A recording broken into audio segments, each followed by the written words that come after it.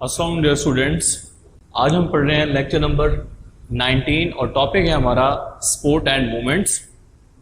तो सबसे पहले अगर हम बात करें, चाहे प्लांट्स हों चाहे एनिमल्स हों, इन सब को जो है वो स्पोर्ट की ज़रूरत होती है ताकि वो अपनी बॉडी के अंदर जो भी प्रोसेस एक्टिविटीज़ हैं उनको मेंटेन कर सके। तो हमारे पास सबसे पहले एक पॉइंट है लोकोमोशन। लोकोमोशन का मतलब क्या होता है? किसी भी एनिमल या ऑर्गेनिज्म का एक जगह से दूसरी जगह चले जाना, उसको हम कहते हैं लोकोमोशन।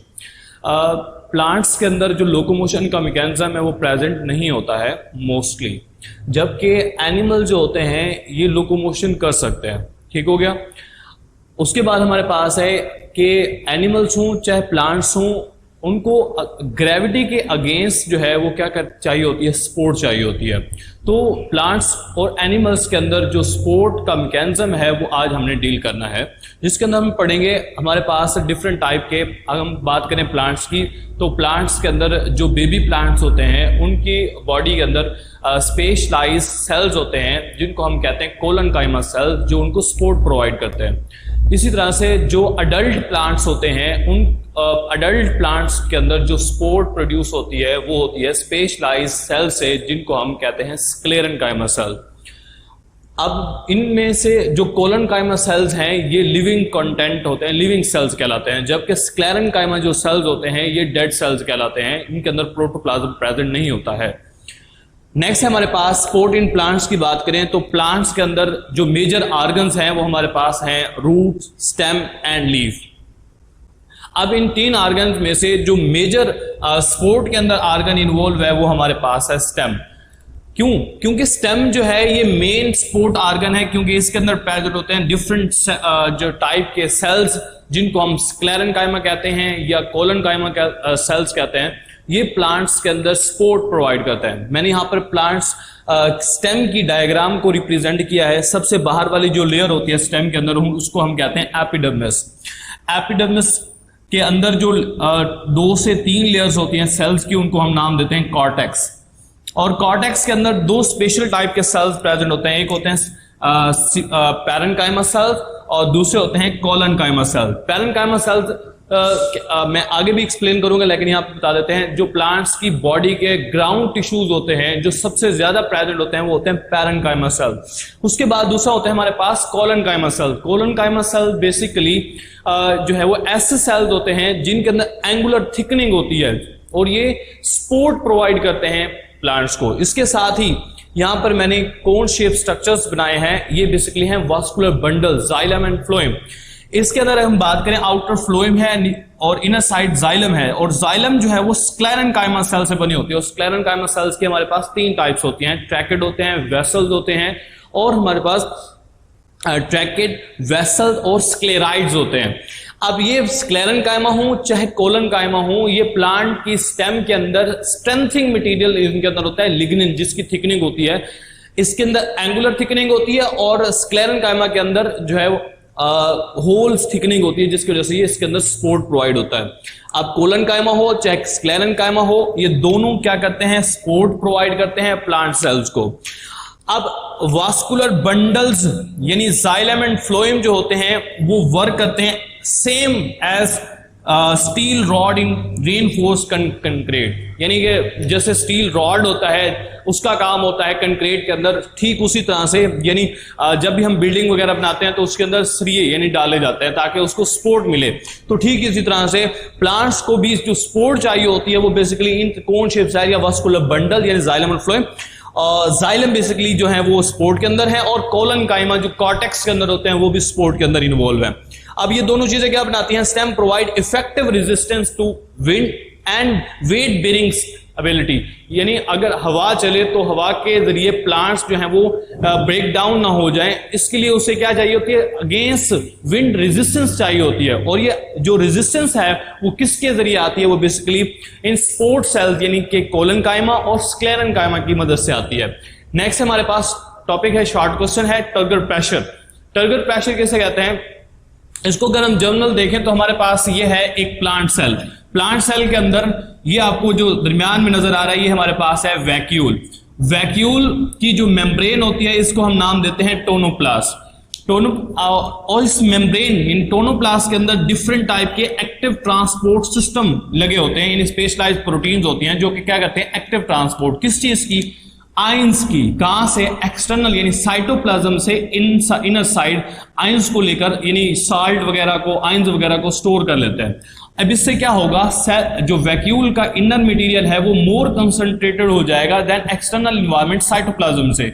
इससे क्या होगा, जो वाटर का पोटेंशियल है वो इनर साइड क्या हो जाएगा, वाटर का पोटेंशियल लो हो जाएगा और सोल्यूट पोटेंशियल क्या हो जाएगा, हाई हो जाएगा।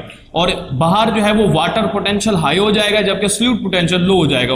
तो वाटर क्या करेगा, साइटोप्लाज्म से ओस्मोसिस के प्रोसेस से अंदर चला जाएगा। इससे क्या होगा, अब वाटर के जाने के बाद क्या होगा, वाटर मॉलिक्यूल्स जो है वो सेल जो एक प्रेशर डेवलप करेंगे अगेंस्ट सेल वॉल।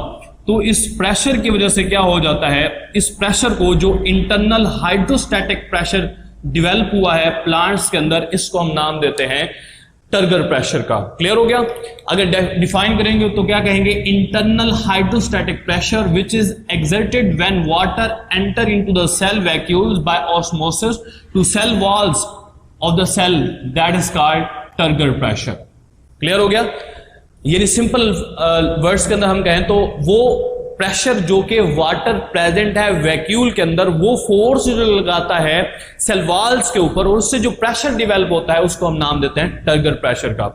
उसके बाद नेक्स्ट हमारे पास है बंडल कैप्स। अच्छा, इससे भी पहले अगर हम बात करें टोनोप्लास्ट की, अगर डिफाइन करें तो क्या कहेंगे, the membrane that bounds the vacuole is called tonoplast.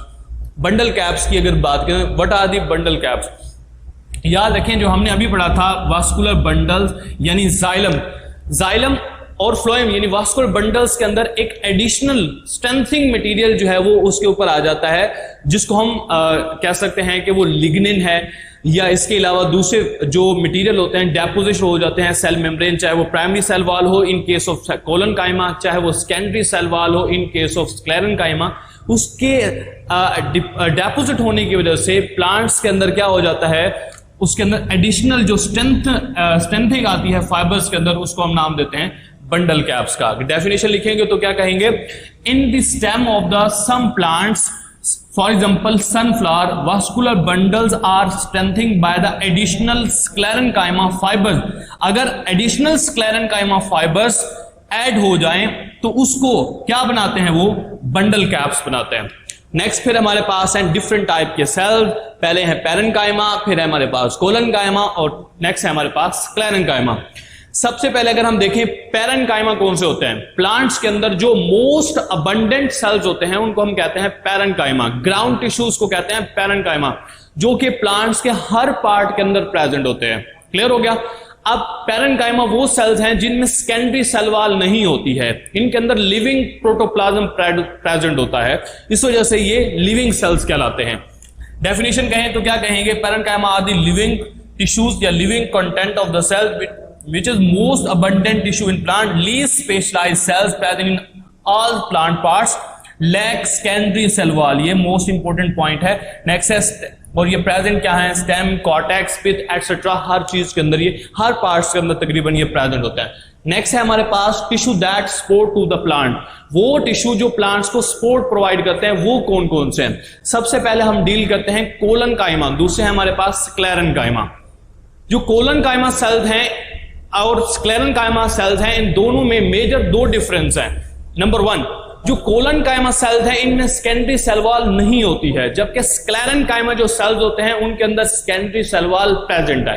Number दो, जो कोलनकाइमा सेल्स हैं ये लिविंग सेल्स हैं, जबकि जो स्क्लेरेन्काइमा सेल्स हैं ये डेड सेल्स कहलाते हैं। नंबर तीन, कोलनकाइमा सेल्स के अंदर लिविंग प्रोटोप्लाज्म प्रेजेंट होता है, जबकि स्क्लेरेन्काइमा सेल्स के अंदर लिविंग प्रोटोप्लाज्म प्रेजेंट नहीं होता है, तो इस वजह से वो डेड सेल्स कहलाते हैं। ये तीन मेजर डिफरेंस हो गए। इसके अलावा भी हम देख लेते हैं, अगर हम बात करें कोलनकाइमा सेल्स की, तो कोलनकाइमा सेल्स को मैंने यहां डायग्राम में रिप्रेजेंट किया है। तो क्या है, इसके अंदर प्राइमरी वॉल प्रेजेंट होती है जबकि सेकेंडरी वॉल एब्सेंट होती है। प्लाज्मा मेम्ब्रेन प्रेजेंट है, साइटोप्लाज्म प्रेजेंट है, यानी लिविंग प्रोटोप्लाज्म प्रेजेंट हो गया, उसके बाद न्यूक्लियस प्रेजेंट है। तो ये हमारे पास है simplest type of collenchyma cell. अब इसकी अगर डेफिनेशन करें तो क्या कहेंगे, हैव प्रोटोप्लाज्म, लिविंग सेल्स कहलाते हैं। Lack secondary cell wall, secondary cell wall present नहीं होती है। एंगुलर थिकनिंग होती है। आप देखें, आपको जो किनारे नजर आ रहे होंगे ये मैंने ब्लैक करके मोटे बनाए हुए हैं, ये वाले ये बेसिकली क्या है, लिग्निन की डेपोजिशन है। लिग्निन एक ऑर्गेनिक कंपाउंड है जिसकी जो है वो डेपोजिशन हो जाती है। Angular thickening in the primary cell wall, angular thickening भी किसके ऊपर है, प्राइमरी सेल वॉल, क्योंकि सेकेंडरी सेल वॉल इसके अंदर प्रेजेंट नहीं है। आर इलास्टिक एंड इलोंगेट, जो कोलन काइमस सेल्स होते हैं ये इलास्टिक भी होते हैं और इलोंगेट भी होते हैं। इस वजह से ये क्या करते हैं, स्पोर्ट के अंदर इन्वॉल्व होते हैं और प्रोवाइड करते हैं support to the young herbaceous part of the plants. तो हर्बेशियस पार्ट्स के अंदर शुरू में हमने कहा था जो हर्बेशियस या बेबी प्लांट्स होते हैं उनके अंदर कोलनकाइमा सेल्स होते हैं, जबकि जो अडल्ट प्लांट्स होते हैं उनके अंदर स्क्लेरेनकाइमा सेल्स होते हैं सपोर्ट के लिए। फिर लास्ट हमारे पास है स्क्लेरेनकाइमा सेल। अगर हम डायग्राम को गौर से देखें तो हमारे पास मैंने यहां पर रिप्रेजेंट किया है, इसके अंदर प्राइमरी सेल वॉल भी है, इसके अंदर सेकेंडरी सेल वॉल प्रेजेंट है, इसके अलावा इसके अंदर प्रोटोप्लाज्म प्रेजेंट नहीं है। सेंट्रल वैक्यूल या वैक्यूम है वो जो होता है, ये क्या होता है विदाउट, यानी कोई भी इसके अंदर सब्सटेंसेस नहीं होता। तो ये जो आपको सेल नजर आ रहा है ये स्क्लेरेनकाइमा सेल है, और जो ये डेपोजिशन ब्लैक नजर आ रही है ये स्क्लेरेनकाइमा सेल्स के अंदर लिग्निन की डेपोजिशन होती है, जिस वजह से अब इसमें लिविंग कंटेंट प्रोटोप्लाज्म नहीं है। इस वजह से जो ये सेल होता है ये नॉन लिविंग होता है। अगर हम स्क्लेरेनकाइमा सेल्स को एक्सप्लेन करें तो हम कहेंगे hard and tough cells concern with support, यानी वो कंसर्न ऐसे हार्ड सेल्स जो कि स्पोर्ट के अंदर इन्वॉल्व होते हैं, हम उनको नाम देते हैं sclerenchyma. Sclerenchyma cells are dead cells because they do not contain living protoplasm. They also have secondary cell wall and also have primary cell wall. Clear हो गया। उसके बाद है thick and lignified secondary cell wall. Secondary cell wall होने की वजह से, और सेकेंडरी सेल वॉल जो होती है ये वाटर इम्परमिएबल होती है, वाटर को पास नहीं होने देती। जब वाटर पानी यानी जो सेल के अंदर जब तक वाटर जाएगा नहीं तो एंजाइम की एक्टिविटी नहीं होगी, रिस्पायरेशन जो दूसरे मैकेनिज्म होते हैं वो स्टॉप हो जाएंगे, इस वजह से ये सेल डेड होते हैं। क्लियर हो गया। उसके बाद last point primary function to support in plants, और इसके आगे फिर 3 टाइप्स हैं। नंबर 1 है फाइबर, जिनको हम ट्रैकेट्स का नाम देते हैं, दूसरे हैं स्क्लेराइड्स, और तीसरे हैं वेसल जिनको ट्रैकिया का नाम देते हैं। इंशाल्लाह नेक्स्ट लेक्चर के अंदर इनको डिटेल के साथ रीड करेंगे। Thank you class, Allah Hafiz.